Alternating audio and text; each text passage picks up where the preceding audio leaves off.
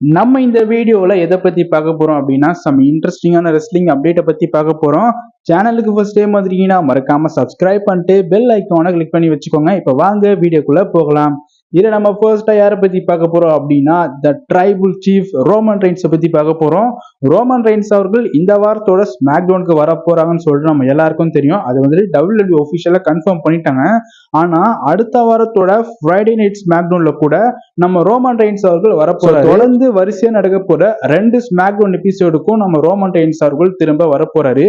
இந்த வாரத்தோட ஸ்மாக் டவுனுக்கு வரப்போறாரு அண்ட் அடுத்த வாரத்தோட ஃப்ரைடே நைட் ஸ்மாக் டவுன்ல வரப்போறாருன்னு பார்த்தா தெரிய வருது நம்ம ரோமன் ரெயின்ஸ் அவர்கள். அண்ட் கண்டிப்பா வந்துட்டு ரோமன் ரெயின்ஸ் ஃபேன்ஸ்க்கு ஒரு மிகப்பெரிய ட்ரீட்னு சொல்லலாம். ஸோ இது ஃபர்ஸ்ட் ஆஃப் ஆல் இந்த வாரத்தோட ஸ்மாக் டவுன்லேயே வந்துட்டு நிறைய பேர் எதிர்பார்க்குறாங்க ரோமன் ரெயின்ஸ் வந்துட்டு அவர் என்ன பேசுவாரு, அவர் என்ன பண்ணுவாரு, ஸோ சோலசிக்காவை அட்டாக் பண்ணதுக்கான அந்த ரீசனை கண்டிப்பா சொல்லுவாரு. நான் தான் ரியல் ட்ரைபல் சீஃப், அந்த ஒரு கான்செப்ட் பத்தி எல்லாம் வந்து பார்த்தீங்கன்னா பேசுவாரு. அதனால இந்த வாரத்தோட ஸ்மாக் டவுன்ல ரோமன் ரெயின்ஸோட அந்த ஸ்பீச்சுக்காகவே வந்துட்டு நிறைய பேர் அவளோட வெயிட் பண்ணிட்டு இருக்காங்க. ஸோ இதை பத்தி நீங்க என்ன நினைக்கிறீங்க?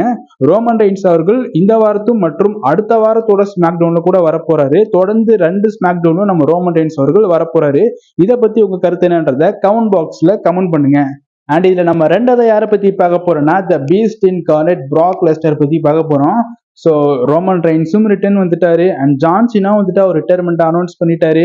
அண்ட் ராண்டி ஆர்டனும் வந்து பாத்தீங்கன்னா வேர்ல்டு டைட்டிலுக்காக மோத போறாரு. ஸோ எல்லா பெரிய ரெஸ்லருக்குமான அந்த ஒரு ஸ்பேஸ் WWE கிடைக்குது. ஆனா பிராக் லெஸ்னர் மட்டும் வந்து பாத்தீங்கன்னா ரிட்டர்ன் தராம இருக்கிறாரு.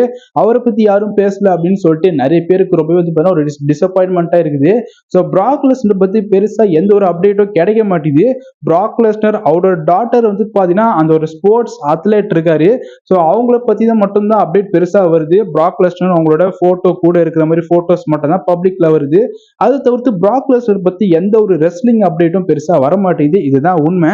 ஸோ இப்போதைக்கு வந்து பாத்தீங்கன்னா சோசியல் மீடியால வி வாண்ட் லெஸ்னர் அப்படின்னு சொல்லிட்டு அந்த ஹேஷ்டேக் வைரலா போகுது. ஸோ பிராக் லெஸ்னர் வந்து பாத்தீங்கன்னா திரும்ப WWE வரதுக்கான வாய்ப்புகள் இருக்குது. அதுக்கான காரணம் வந்துட்டு குன்தர் அவர்கள் இப்போ வேர்ல்டு டைட்டில் வர வச்சிருக்காரு. ஸோ நம்ம எல்லாருக்கும் தெரியும் குன்தர் ஒரு மிகப்பெரிய ட்ரீம் மேட்சா இப்போதைக்கு ஃபேன்ஸ் மத்தியில பார்க்கப்படுதுன்னா அது பிராக் லெஸ்னர் வர்சஸ் குன்தருக்கான அந்த ட்ரீம் மேட்ச் தான். ஸோ இப்போதைக்கு குன்தர் வந்துட்டு வேர்ல்டு டைட்டில் இருக்கிறதுனால பிராக் லெஸ்னர் திரும்ப வந்துட்டு குன்தரோட மோதுக்கான வாய்ப்பு ரொம்ப அதிகமா இருக்குது. ஸோ இந்த வருஷம் ஃபுல்லா வந்துட்டு ட்ரிபிள் எச் வந்துட்டு அவரோட கண்ட்ரோல்ல பல ரெஸ்லர்ஸ் ரிட்டர்ன் கொண்டு வந்துட்டு இருக்காங்க. அந்த வரிசையில நம்ம எல்லாரும் ஃபேன்ஸ் கேட்ட மாதிரி பிராக் லெஸ்னரும் திரும்ப வரதுக்கான வாய்ப்புகள் ரொம்ப அதிகமா இருக்குது. கொஞ்சம் வெயிட் பண்ணி பார்க்கலாம். அண்ட் அதே மாதிரி பிராக் லெஸ்னர் திரும்ப வந்தாருன்னா அந்த ஓல்டு லுக்ல தான் வர வாய்ப்பு ரொம்ப அதிகம்னு பார்த்தீங்கன்னா இப்போதைக்கு பேசப்படுது. ஸோ வெயிட் பண்ணி பார்க்கலாம் பிராக் லெஸ்னர் திரும்ப வருவாரா இல்லையா அப்படின்றத. இதை பத்தி உங்க கருத்து என்னன்றத கமெண்ட் பாக்ஸ்ல கமெண்ட் பண்ணுங்க. அடுத்ததா யாரை பத்தி பார்க்க போறோம்னா பாபி லாஷ்லி பத்தி பார்க்க போறோம். பாபி லாஷ்லி இப்போதைக்கு அவங்களோட இன்ஸ்டாகிராம் பக்கத்துல ஒர்க் அவுட் பண்ற மாதிரி ஒரு சில ஃபுட்டேஜ்லாம் வந்துட்டு போஸ்ட் பண்ணியிருப்பாங்க. அதுக்கு கீழே setback for a major comeback அப்படின்னு சொல்லிட்டு போட்டிருப்பாரு. அந்த கேப்ஷன்ல இதுல இருந்து என்ன தெரியுது அப்படின்னா அவர் வந்து திரும்ப வந்துட்டு ப்ரோ ரெஸ்லிங்க்கு ரிட்டர்ன் தர போறாருன்னு பேசப்படுது. இப்போதைக்கு அவரோட WWE கான்ட்ராக்ட் வந்து பாத்தீங்கன்னா எக்ஸ்பீரியட் ஆயிடுச்சு. ஆனா WWE வந்துட்டு புதிய கான்ட்ராக்ட் வந்துட்டு பாபி லாஷ்லிக்காக போட்டிருந்தாங்க. ஆனா இப்போ வரைக்கும் பாபி லாஷ்லி அதை ரீசைன் பண்ணாம வச்சிருக்காரு. அவரு நினைச்சாருன்னா கண்டிப்பா ரீசைன் பண்ணலாம். பட் இப்போதைக்கு ரீசைன் பண்ணாம வச்சிருக்காரு. ஸோ இதை டீஸ் பண்ற விதமா கூட வந்துட்டு அதுல கீழே கேப்ஷன்ஸ்ல எழுதிருக்கலாம் தெரிய வருது.